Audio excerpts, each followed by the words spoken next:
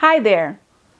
So we've been doing a series on leadership, those qualities and characteristics that make individuals stand out as exceptional leaders throughout your career.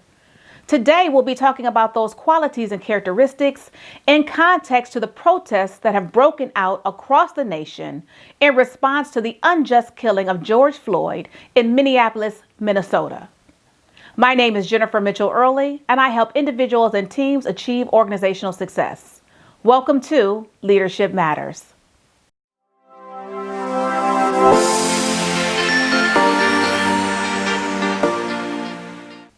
If you've missed the previous videos on leadership, what makes an impactful leader, I'll link them here to give you context for today's video.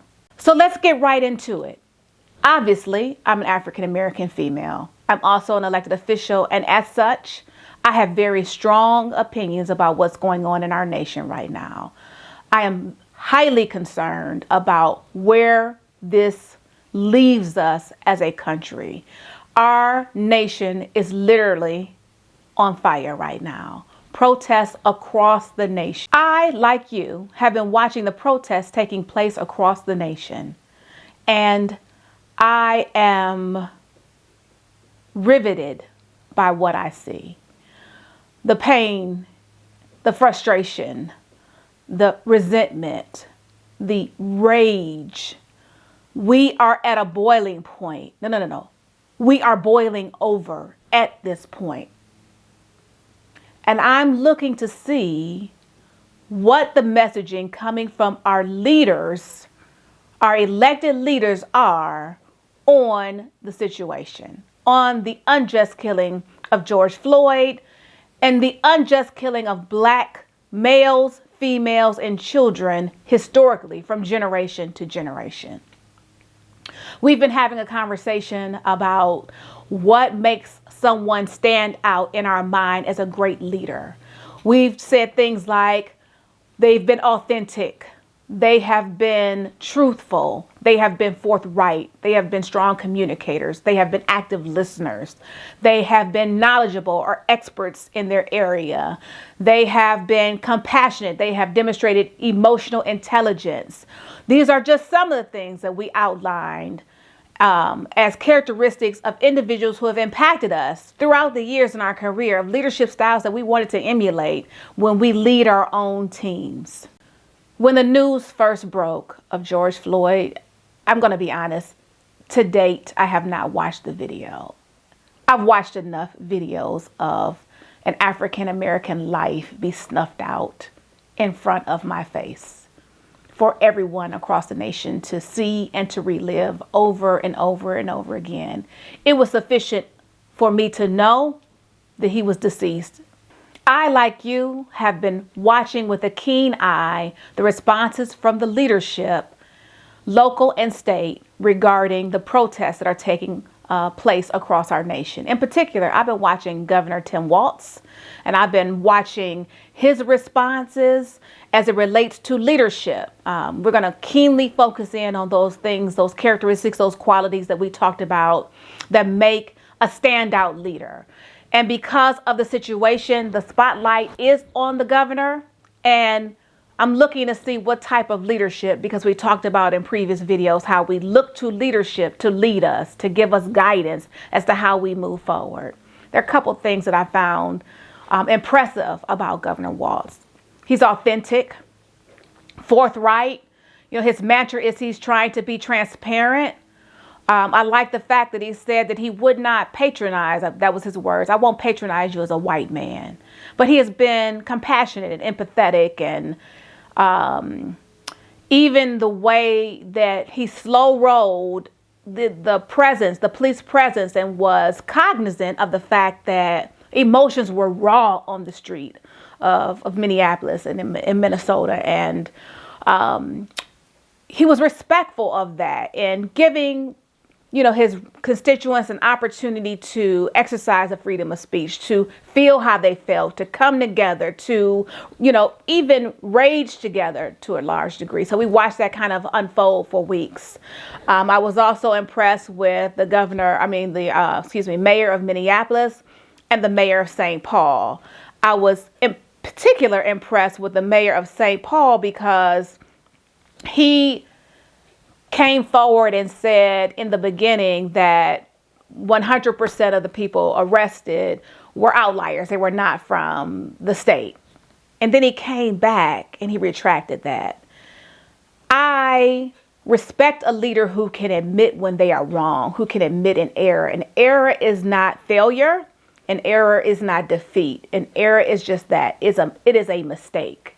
And it says a lot about your character when you can come and you can say, hey, I misspoke earlier today or on yesterday. Those stats were not correct. And I can give you the corrected numbers, and we'll do a better job in this process going forward. Respect.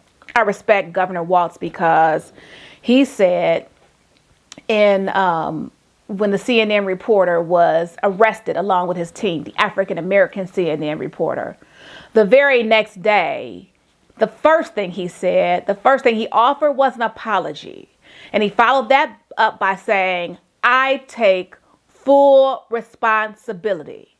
An exceptional leader is accountable and responsible for the things that take place under their leadership, even when they don't have any direct knowledge. The order to arrest the CNN reporter did not come directly from the governor, but he understood that was a part of his responsibility. He was culpable for the responses done in the state because he is the governor. He is the head leader in the state of Minnesota. I absolutely respected that. And that to me is that's a quality of an exceptional leader that we don't often see. There's a definite balancing act to giving your people the breath and the space to mourn and express themselves and to console one another, and making a way, clearing a path so that you can move forward. So some of the characteristics that we've already identified for leaders that stand out or exceptional leaders is transparency, authenticity, strong communication, competence, knowing what you do, being able to competently lead your team forward, problem solve, critical thinking, all of those things. And in addition, being emotionally intelligent, being self-aware, being self-regulated, being able to control your emotions in such tragic times. I think those leaders have been able to demonstrate that. They've been empathetic and they've been disgusted and alarmed at the same time. And yet they have still come out every day encouraging their residents to peacefully protest, to find a way to move forward, to reassure them that justice will be served, that they will investigate this. Even the things that are happening during the protests that have gone on, that have been brought to leadership's attention. They've been pretty good about identifying those things and speaking to those things from a press conference and answering any questions that are posed to them.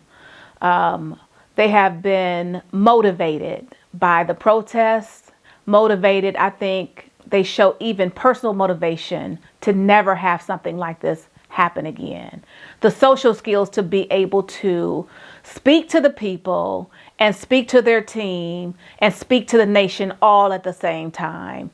And of course, we talked about it repeatedly, empathy, to be able to understand why people, why African American people, why minorities, why brown people feel the way that we feel, why we're at a tipping point, why we are at a point of no more, enough is enough. So where do we go from here? How do we move forward? How will those leaders move forward across the nation addressing this? You just can't brush this under the rug. There's no salve for this. Protest and rioting hasn't been to this level in generations.